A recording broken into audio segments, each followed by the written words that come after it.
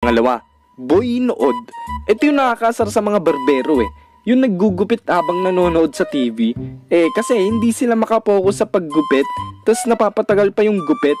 Yung imbis na 20 to 30 minutes mo lang nagupit, inaabot ka na ng gabi. Tapos makikita mo ang haba-haba pa ng pila.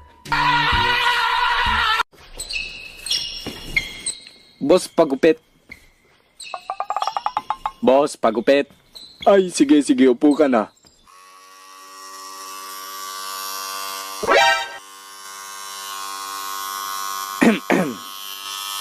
Ay. Galing 3 points kasama ulo.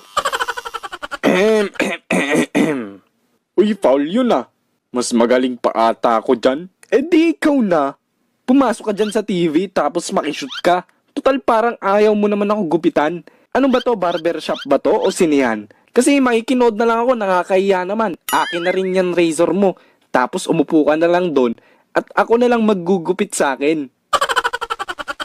Sorry.